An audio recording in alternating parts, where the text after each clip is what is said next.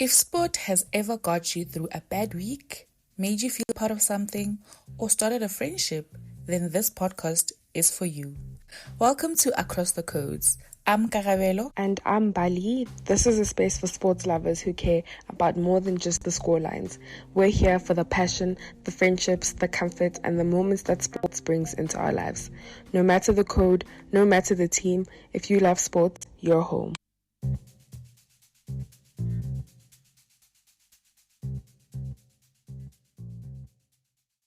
Okay, this has been an eventful week for a lot of reasons, and I'm sure we have a lot to say.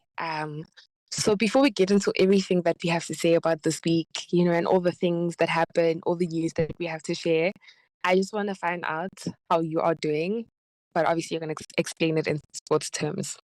Okay, so how am I doing? I'm Chiellini, and Luis Suarez just beat me mid-match. Like, I can't believe I'm in this situation. I can say, your friend, I feel like there's so much to do. There's so much work, and I just don't have the time. I feel like 24 hours is such a short period of time. So I'm in that state where bangilume and I can't believe or motho unglume. Bophelo bangiluma and I can't believe idumela bonlume. That's a funny one. Okay.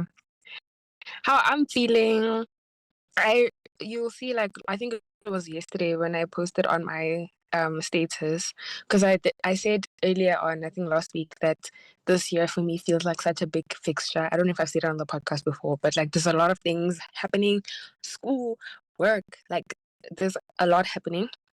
So then, like on Saturday, because I can't feel tired, like, you have to lock in. So I said this big fixture has moved into the second phase of the game, and I need to absorb all the pressure I can because I'm being pressed really high. Like, there's very small pockets where I can lag in focus, and I also need to mark man to man. That's a very important one. Like, my strategy right now is to take things one at a time. Like, if I have to focus for something, an assignment at school, that's what I'm focusing on and nothing else. And then if I have to focus for something at work, that's what I'm doing and nothing else. If I have to do something for the podcast, that's what I'm focusing on and nothing else. Like, there's a lot that's happening at the same time. I feel like I'm drowning, but I can't lose. This is a big fixture, So that's how I'm feeling. Hey, bro, I feel like we're in the same boat. We're going through the same things, just different ways of expressing how we're feeling. Yeah. But before we start, I have a game. Let's just play a quick game to get our minds off things. So we're gonna play a young, small true or false. So there's 5 questions that I'm gonna, not questions, of statements that I'm gonna read to you, and you need to tell me whether it's true or false. And they are all sports related. Are you ready? I'm ready. Let's go. All right. The first question or first statement. A standard outdoor running track is 400 meters long. A standard. Yes. Okay. 400 meters makes sense because when we used to run at school, we used to do 3 times 400 meters to get to 1.2. So I'm going to go true. That is correct. Yay! In professional football, a direct red card results in a player being banned for at least 1 match. Of 3 games. Hey, boy, that's true. What do you mean it's false? Wait, you get banned? Don't you get banned for 3 games? Yes, the statement is for at least 1 match. At least. Oh, for at least. It's not you only get banned 1 match. Yes. At least 1. Okay, it's fine. -1, okay? Next statement. Only the goal attack and the goal shooter are allowed to score goals in netball. Okay, that's true. Yes, that is true. Next. A duck in cricket refers to a player scoring exactly 50 runs. A duck? Yes. I've never heard of this before, and I watch a lot of cricket. No. I have literally... Okay, but let me think now. Because Little friend, like a duck. A century is 100. Half century is 50. I don't think a duck can be 50 rands. I think a duck is zero off of like one ball, maybe. So I'm gonna go false. Yes, you're correct. It's false. Friend, a duck is zero. I don't know why I was overthinking. And I know you know it. Have you seen, like, there are some cricket games, if somebody gets a duck and then they're mowing along out, you'll see a duck walking. They put a duck emoji there. That's or a duck. true. I was scared of being caught out. I don't know. You never know. These questions, true or false questions. There's always something. You said I was scared of being caught out, and we're talking about cricket. You get it? Unintended. Unintended. Okay, last one. In rugby union, a try is worth 7 points before the conversion kick is taken. No DNA, only RSA. A true South African should know that that is false because it's 5, and then if it's converted, it'll be 7. Hey, you're flexing now. You're flexing. Of course, that is true. So the next one I have. You want the next one? No, I have to do you because I feel like it was so fun for me. I want you to experience it as well. We'll be there all day. But let's get into today's episode then.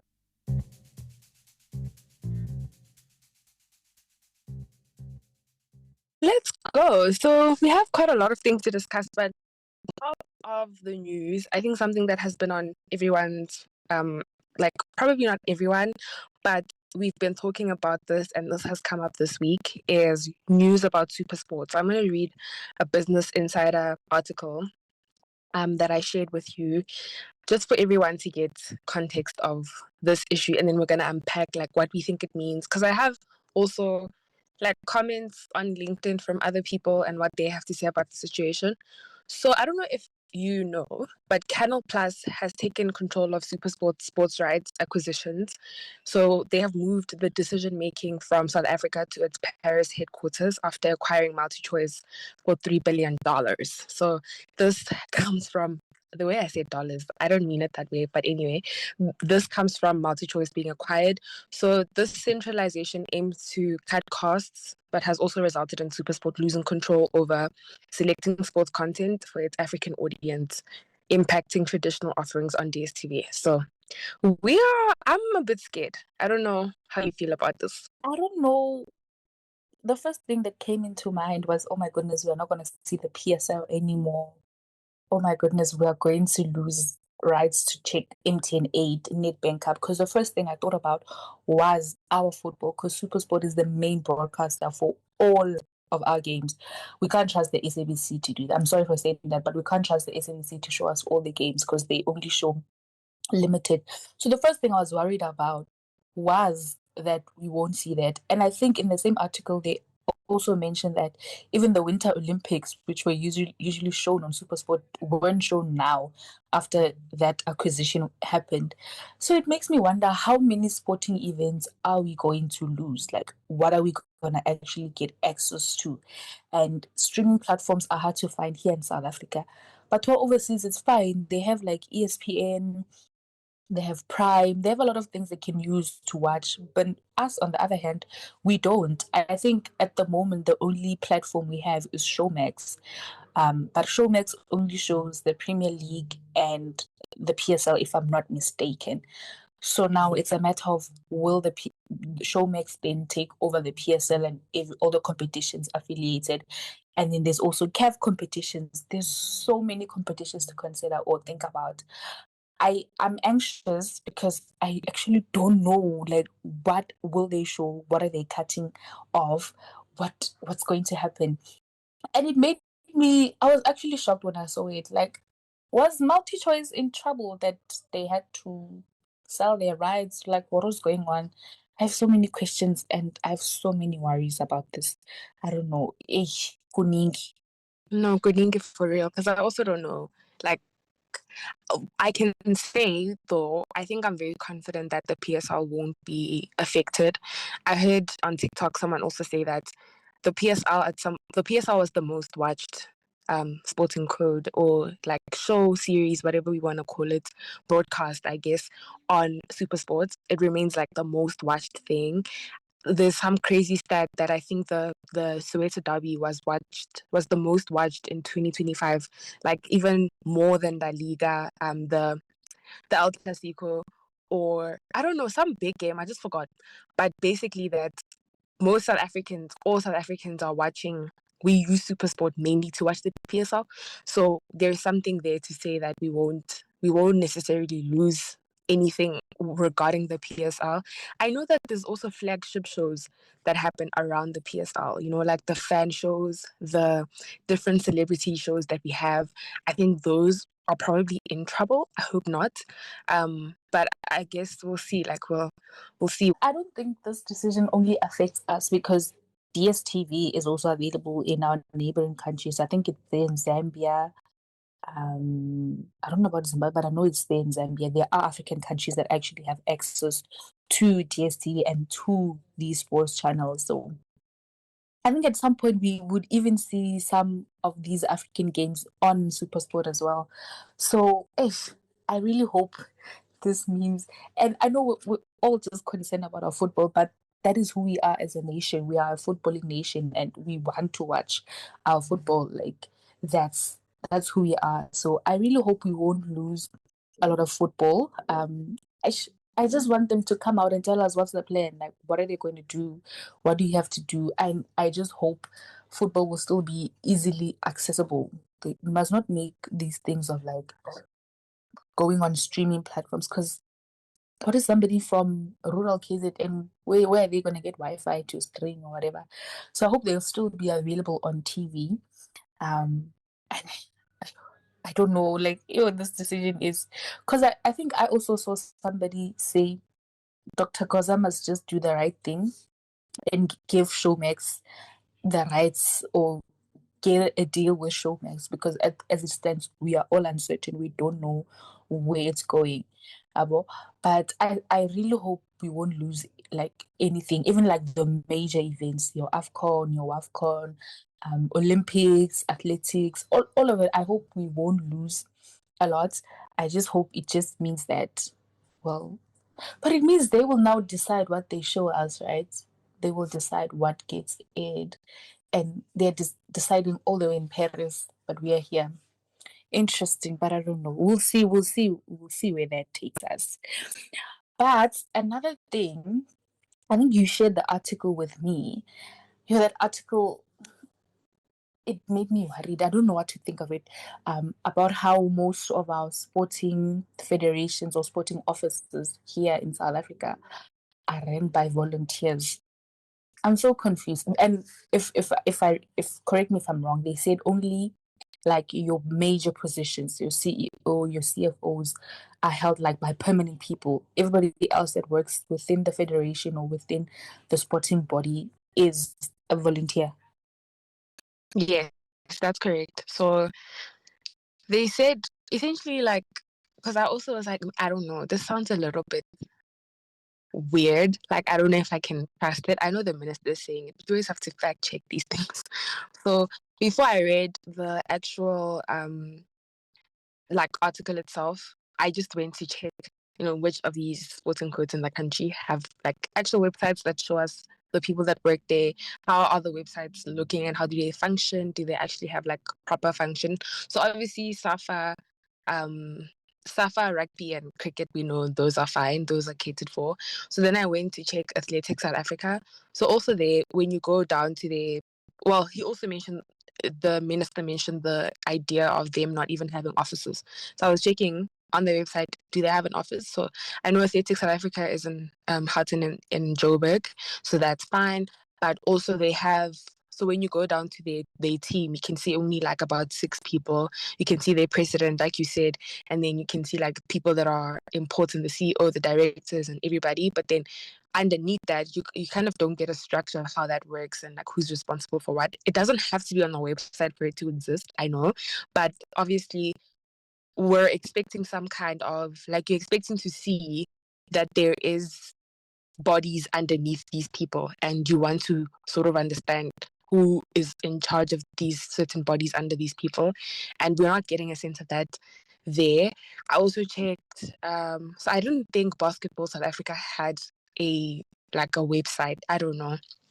Because before that one, I went on the tennis one, and I saw Tennis South Africa doesn't have one. I don't know if somebody knows of it. Please do correct me. I'm welcome to that correction. But I checked. I know they have a social media that's quite active, but in terms of a body or a website, I could not find such a thing. And then basketball, they do. So I also know there've been like a couple of National Basketball League matches that have happened last year that were televised as well. So that's always a good sign. They also have an office, if I'm not wrong. Netball South Africa, that's a proper run organization. I'm just not sure if they have an office that they own or if they rent it as well, because you couldn't find the address on the website. So those are kind of the challenges that exist there. And I like, this is something that we know subconsciously, like we know that there aren't, these bodies aren't catered for, because I know there's also, he mentioned a budget that they had for them, but it's not a big budget. From the number that I remember, it was around like 300 and something million that goes out for sports and these bodies, these different sporting code bodies. And I don't know if that's enough. Like, we have a huge resource problem and the capacitation that's happening, because also even in football, right? Because the only thing for me, like rugby and a bit of cricket, you cannot get how the development system works, right? And how it's led by that main South African body, like how it actually happens and how the grassroots issues are dealt with at a top level. But even in SAFA, like when we're talking about development, we know that clubs are essentially they have more power and they have more capacity and resources to develop. But it's these other bodies that are undercapacitated and that don't have the resources that they need and the budgets that they need to proper develop players and talent in the country. And that's where, for me, the worry is. And I don't know why we're only talking about these things now, It's odd for me. I'm actually surprised that you struggle to find some of the locations of these bodies. And it makes me wonder, could we not have, could they not hire one office park, like just one, and it's just all the sporting federations there? One side is your football, your rugby, your cricket. Like in one office park, find all of them there. Because imagine now we don't know where, for example, in South Africa is, but you need to go see them. Do you reach out via social media or what? And I think reading that volunteers are the ones running it made me think of, I don't know, like a couple of things. One, why are they not hiring permanent staff? And you hardly ever hear that, for example, SAFA is hiring. You hardly ever hear that there's a post or whatever, but you see people working, So it makes me wonder, one, why are they not getting permanent people? Is it about the money? Is it really a budget issue? Or is it we are keeping it in the family kind of thing, or we are keeping it under wraps, or we are dealing with it ourselves, such that things can happen and go unnoticed or unnotified, like nobody would know they happened, And with that, how frequently do they change their volunteers? Like, is it these people this month, then next, or this year, the new people the other year? I don't know if this is sustainable, like working with volunteers, But I don't know. I feel like our minister needs to tell us more. I need to understand what's going on. And they need to advertise jobs. Hey guys, please advertise jobs. There are a lot of things that can be done within these various sporting bodies. And it's actually so sad that probably the ones we know about will be your Netball South Africa, SARU, Cricket South Africa, SAFA.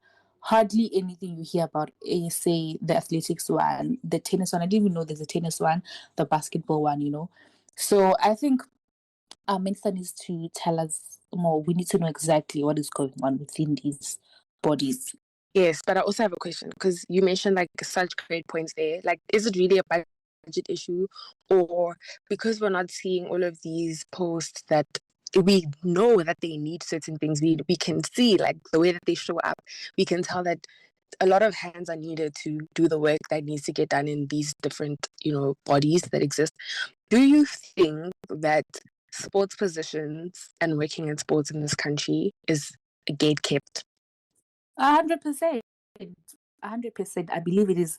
And not only at such a big level, you notice these things at like even smaller scales where you won't see. I don't think I've ever seen like any post on LinkedIn or anything that a team is looking for, let's say, a social media director, or they're looking for a physiotherapist, but you'll see a new person, right? You see a new person. And I've been in conversation with a lot of people that are working within the sporting um, field. And the first thing that they will always tell you is, hey, it's hard here. You need to know the right people. Because some of the people I spoke to are football coaches. So if coaches are also finding it hard, what about somebody who wants to do an internship for social media, do an internship for HR, for example, at a SAFA or at a SARU, So I think there's a lot of things that are being gate kept. Is that a word? Yeah, they're gatekeeping a lot of things. And I don't know what it will take, because it can't be like you can only gatekeep for a certain amount of time. Like you have to at a point give other people a chance to come and maybe come in with fresh ideas or do different things. 100%. And also, like, when we look to other countries and, these different organizations that are functioning well, it's like every year in the WNBA, there's internships. I know also in, like, I think the EPL, like, they'll take different people under them. The clubs will, to give back to the fans, but also to give back to society. It's not even giving back. It's like these things belong to society, right? Sports is a thing that belongs to society. It belongs to the country, and we need to take pride in how how they function, right? And I also think another problem that it creates is because there's such a lack of transparency, everything now becomes a thing of it's being like there's gatekeeping everywhere. It's not just in the roles that you can work there, like in the staff. I think also at if there's no proper development, there's no transparency, there's issues there in regards to how the body of the organization is ran. We don't actually know what's the route to follow as a player if you want to do certain things. Like that's not even a thing that we know. It's just you will know it if you know certain people. It's always I think it's a huge problem, really, is all I'm trying to say, because I don't think it only affects how the organization functions itself, but I also think it affects just the sports and how as normal people we experience that sports and how we engage with it, and whether or not we're able to put the talent where it deserves to be. Yeah, it really, I think we're wasting a lot of potential, we're wasting a lot of talent in the country by not running these organizations properly. And we really, because I feel like there's so many people that even studied in these departments, but you can't get a job because you don't know Osmang Mang, or you don't know Abuti Mang Mang somewhere. And what as you're mentioning, how there's always internships in your overseas based teams. I remember there's a girl that Nalena, we talk on Instagram most of the time. So she's very supportive of women in content creation, because that is what she wants to do, what she likes. So every time she sees a post, she sends to me. Anytime she sent me, there was this organization. It's a women-based organization in the UK. They are calling people to apply for internships. They're gonna help you with content creation, taking pictures, being better at that. I'm like, wow, will I ever see that here? No, because there are no such. They are not giving anybody an opportunity. I think the only time that I've seen an opportunity being given was Cape Town City. Cape Town City once had a thing where they called on content creators within Cape Town to come and showcase whatever. I don't know how far that went, but yeah, that is the only example I have. And maybe the Supersport talent search that happens now for presenters, that is the other opportunity I've seen. But behind the scenes, getting into like frameworks of a club or frameworks of a federation, that is a bit tricky, because nobody's willing to give anybody a chance. And the same thing over and over again. Give young people a chance. You can't be putting somebody, for example, a 38-year-old at social media in 2026, for example. Give young people a chance. Give the young ones, they know what's hip, what's happening. I'm using social media as an example because, yeah, social media is very dear to me. But yeah, let me end that conversation there. 100%. I also just end this by saying that it's also because like these bodies and organizations are politicized like most of the time, where it's a thing of we're deploying people into positions, and maybe I'm not aware, right? Maybe I'm misinformed. And that's something where I really want to learn how it works, because we don't know. All we can do is make assumptions that people get the jobs that they get and the things that they get because of politics, whether that is politics of knowing people or whether that is actual politics.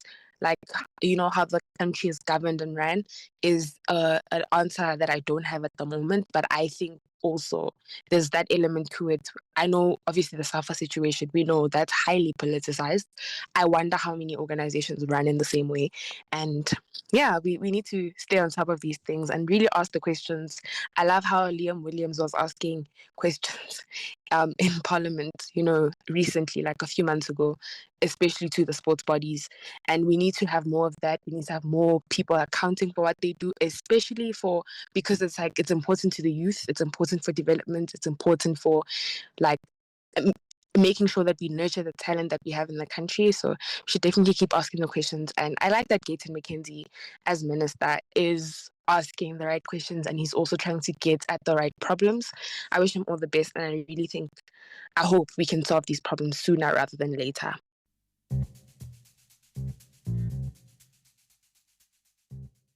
So moving right along, we had a very interesting midweek match, top of the table clash.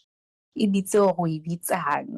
was a very exciting match up when we had number 1 Orlando Pirates coming against number 2 Mamelodi Sundowns on Wednesday at FNB Stadium.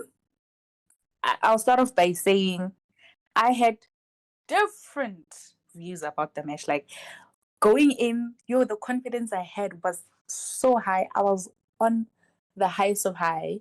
And then after the match, I was down. I was not down and out, but I was just down because, I had so much faith and I had so much hope, and it was crashed. But before we get into whatever, what did you think about the match? Like, how did you see it? What were you expecting? And yeah, I know we're focusing on one match, but the only reason I'm asking is because this could potentially be the title decider, or one of the most important games at the end of the league, Yes, I think it's important, definitely. And obviously, naturally, when there's a top of the table clash, it's a huge talking point. So I don't think I try not to have expectations when I get into these things, because it's like you really don't want to put yourself at a situation where you're going to be disappointed, even if it's not that. Just having expectations when I know I'm not setting the starting 11, I'm not the person who know how they played during the week. It's natural to have expectations, obviously, as a fan, but I try not to, because I feel like that it just gets me into a mood when firstly I see that the starting lineup is not what I thought it would be or what I expected. So then immediately from there, I don't have good energy for the game. So I try not to do that. And also, Coach Wadu has taught me this in the whole season, that I should never have expectations of what he's going to do.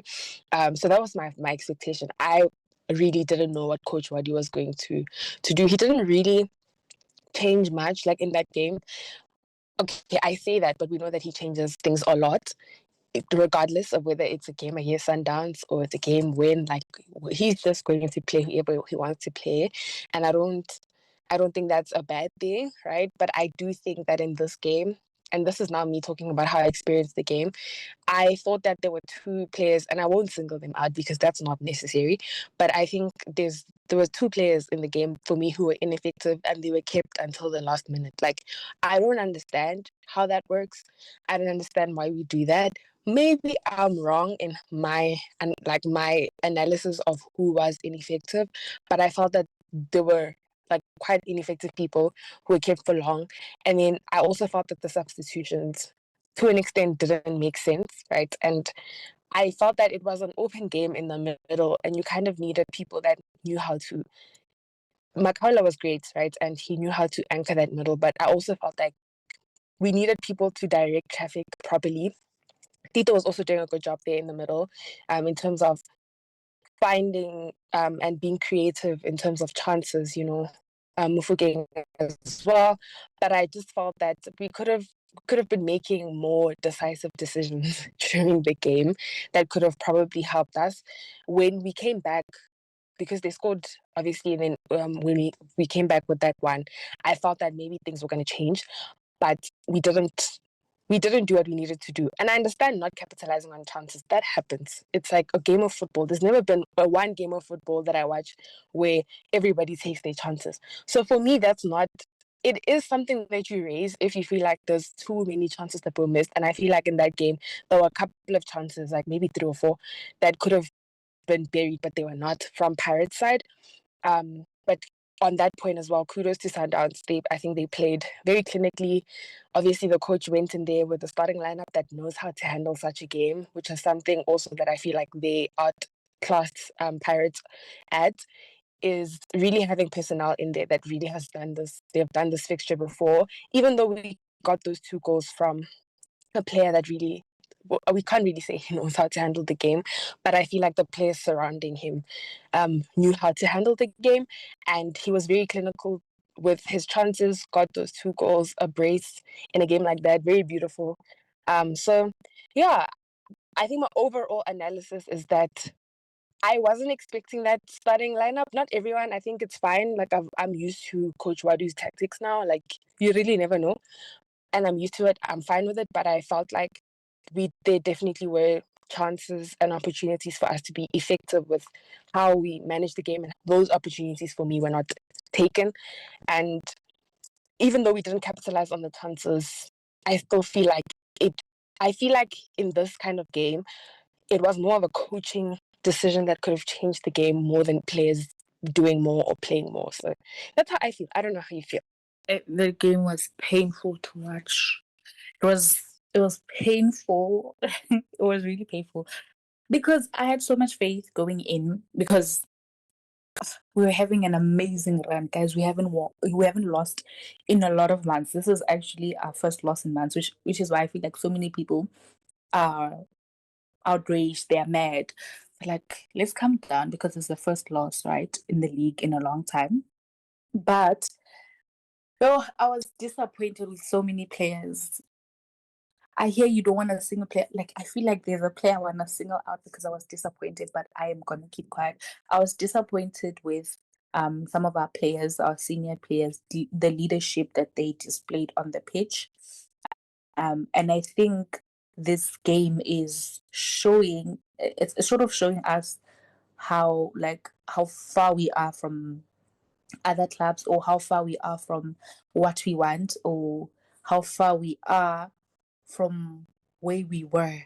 Hey, does that make sense? I just feel like so many things were revealed in the game. Like you said, or when it comes to the midfield, we really need somebody to hold that midfield down. And it's games like these where you remember players like Sihle Ndulu. Oh my goodness, Sihle, can you please come back from injury? Because that kind of game needed a Sihle Ndulu to be controlling that midfield. I think we shouldn't be too harsh on our players. I'm for that, like not being too harsh on our players, but to what extent? Like, until when?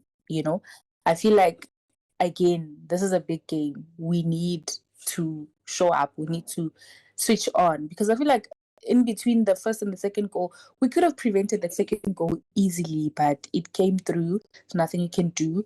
And we do have the fighting spirit, because we were able to come back to get that one. We could have gotten a 2. We could have even gotten a 3, but it just wasn't working. I also think it's the coaching thing. There's a player There's a player there. I even tweeted about the player yesterday and said that player is to Coach Wadu what Nico Mobi is or was to Coach Hugo, and it's something we wouldn't understand. There are certain relationships between players and coaches that we'll never understand. Like, okay, I see you like this player.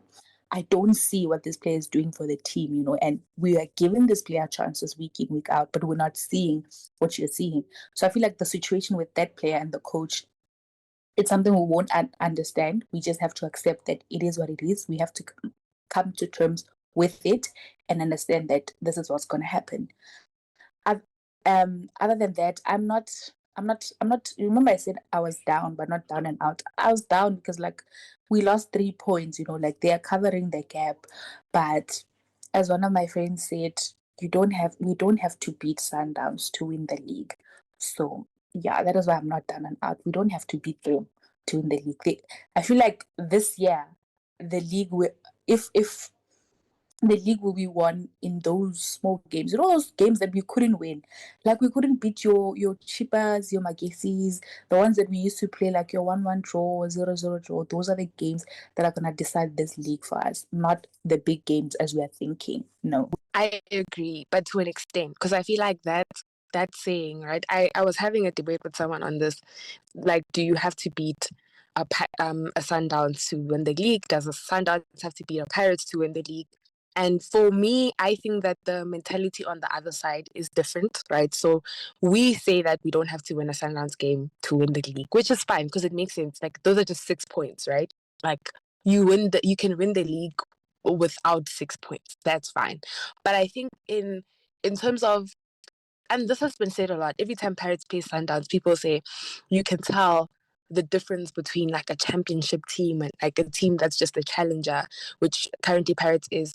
And yes, I think we're still in the running to win the league. I don't think that this game jeopardized that, which I was down, but I was also like, it is what it is. Let's go, let's pack and move on.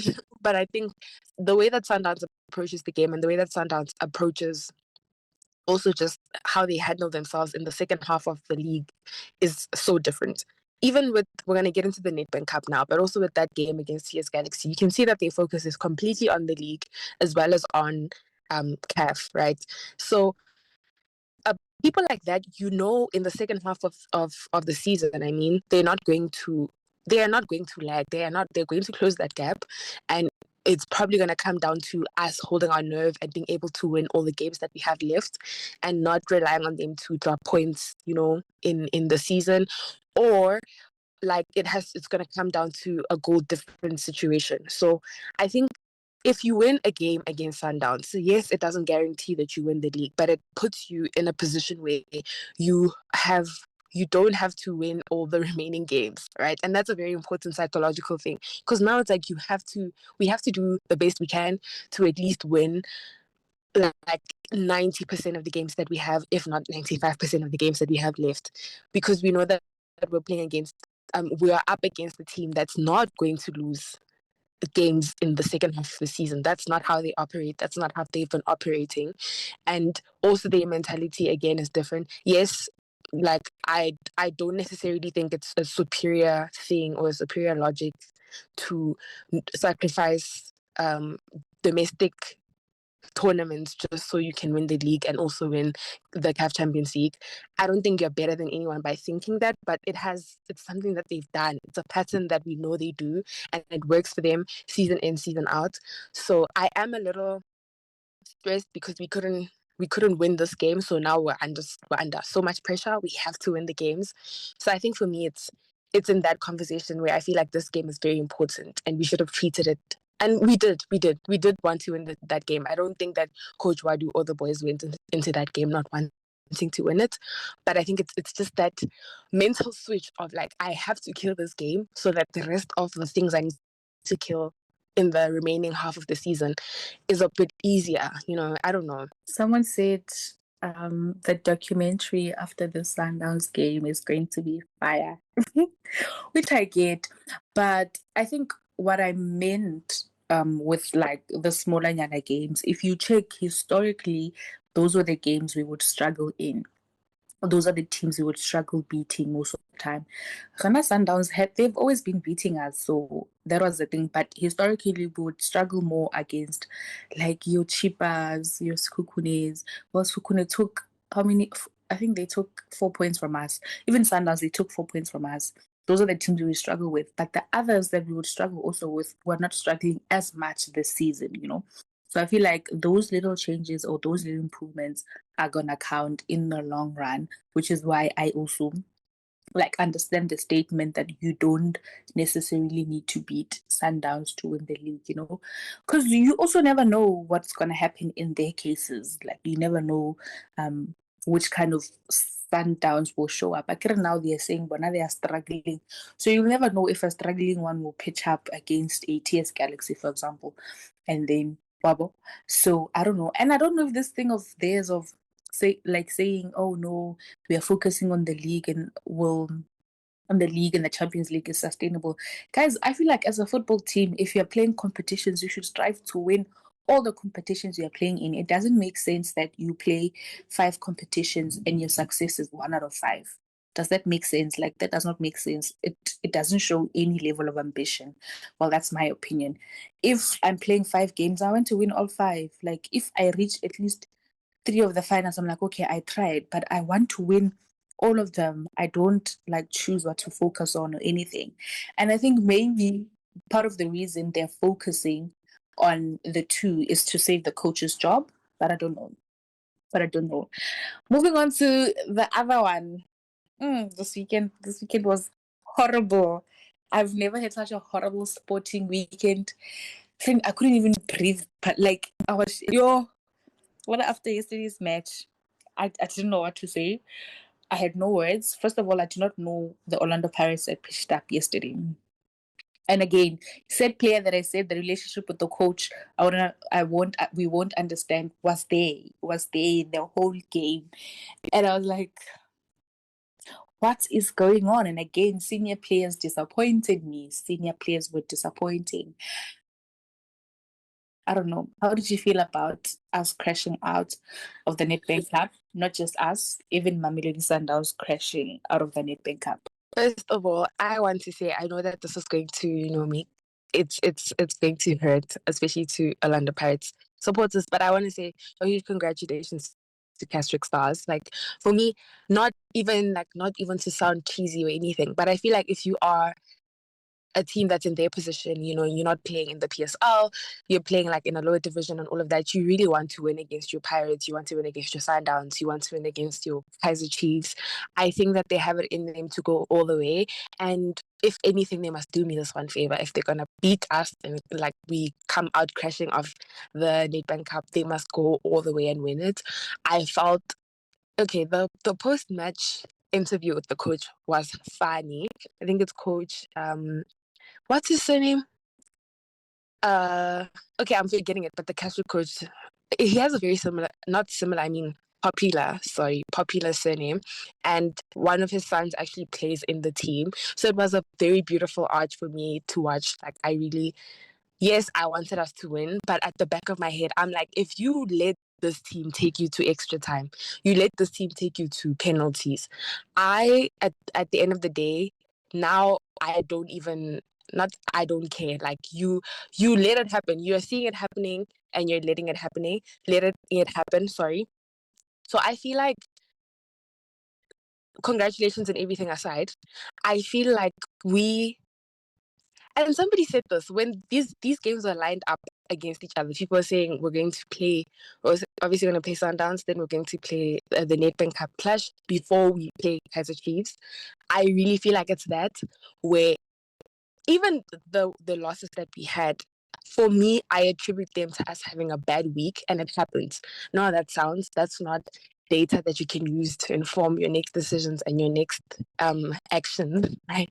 But it happens. There's sometimes where a club will go through a bad spell, like it's just a bad week, like things are not working.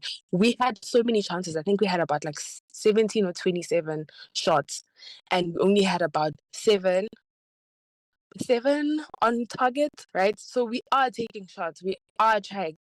We're trying to do something. You can see that the boys are putting something together. It's just a bad week, so it's unfortunate that this bad week is coming with the consequences that it's coming with, but I think it's a bad week, and hopefully we're able to turn things around and turn the week around, quote unquote, when we play Kaizer Chiefs the following weekend. So I hope that's going to work for us, but they already have been speaking very loudly, about our last week, and this will be a good time for us to turn things around for ourselves and really get back on track with our goal to doing what we need to do. But with Mamelodi Sundowns, I think I've touched on it a little bit. I really think that I don't know, maybe I'm wrong, and it's possibly very insulting to say that professionals are like letting a game go like that. I think they feel disrespected or insulted when people say that. But it didn't look like they wanted to. So I feel like it was a thing of like, let's sacrifice this game because we're focusing on being out of the group stages in the CAF Champions League. And also it's the second half of the season. We've got to lock in on the league. It's a mentality that we know, it's a pattern that we know we've seen a lot. So I think that's what I make of them crashing out. So when it comes to the Mamelodi Sundowns, I actually didn't see most of it. Like when I tuned in, it was already 2-0. So I was like, okay, it's done. I watched, they tried Shem, nothing was working. And then after the game, I listened to a space on Twitter. And I was surprised that most people that were receiving like the anger from the fans were young people. And then it then brought me back to the blog post we made. Why are young people not allowed to make mistakes? Because I think they were blaming Tato Sidia and Malibongwe Khoza. So those are two young players, and some of them are still DDC players. So to just hear them, how they were speaking about it, I was like, oh my goodness, our youngsters really don't stand a chance. Like, they don't. Like, Kubima, like, when you're young, you need to shine from the beginning. You need to shine from the beginning and just always be at your best, always pull up the best performances, because if you don't, people will be saying go. And I think when you look at their lineup, it sort of supports the notion that they were sacrificing, for lack of a better word, this game. But I think it's so sad that both teams crashed out on the same day. But at least it means that we'll have a new winner. We'll have probably not new, because Tears Galaxy is still in the mix and they could win it again. But we'll have somebody that's not Sundowns or Pirates or Chiefs winning it, So I think that's good. But I do know that the sponsors are probably mad that their big teams, in quotation marks, were knocked out.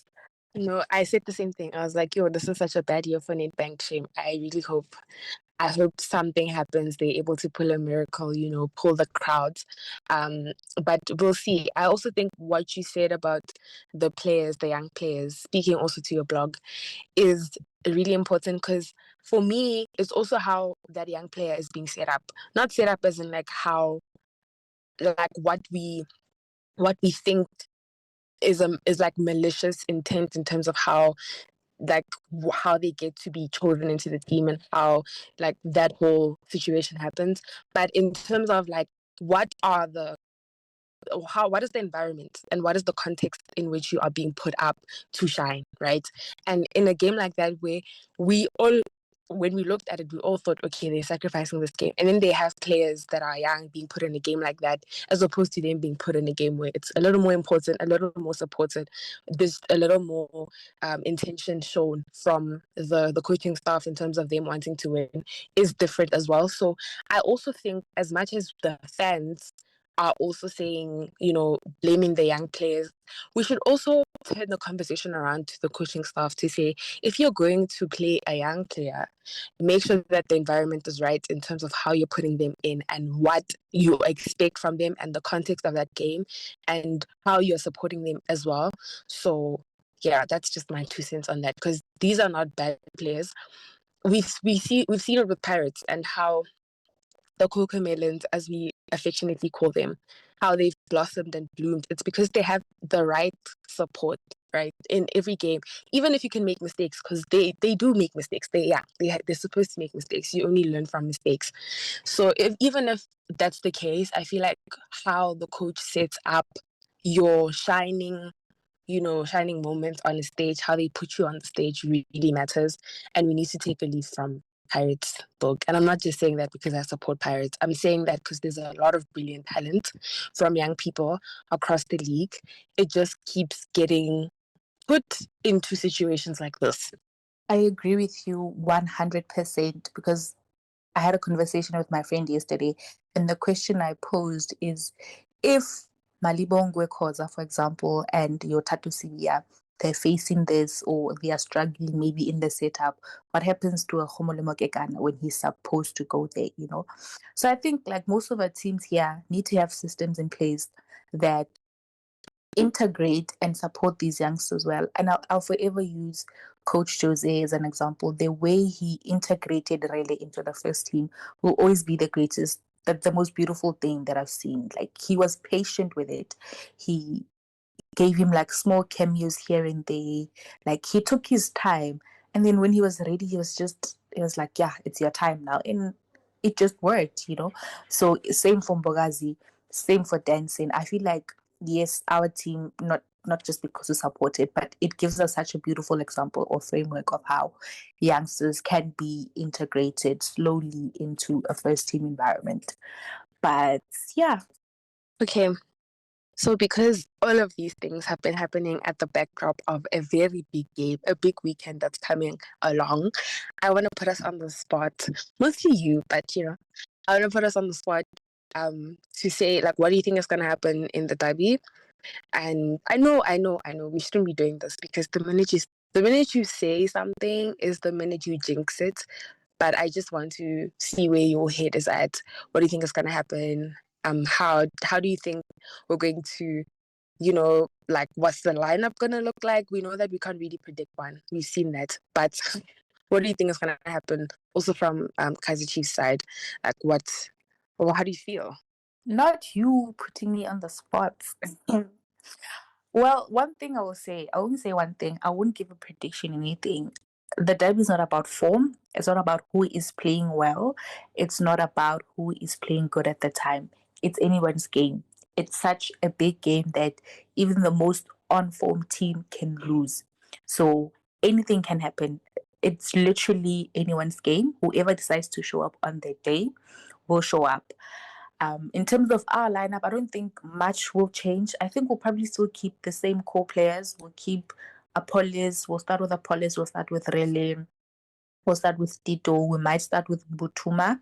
And we'll keep the same. I feel like we'll keep the same lineup. We'll probably start up with a mixture of CBC and Siema. Then we'll put. Now I'm confused if you'll start with Van Rooyen or Sibilibili. Depending on what they're preparing for against Chiefs, one of the two will start there, and then he will start with Hoto on the other side.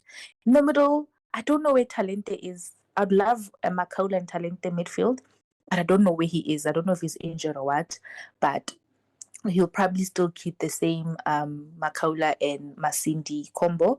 And then, of course, at the back, we'll have Sipo. In terms of Chiefs, I actually don't know. Still don't know how they're going to line up. But I do know that we should be wary of Mdusha Walala. They'll probably start Flavio Silva also, or Lille, but I don't know who they'll start.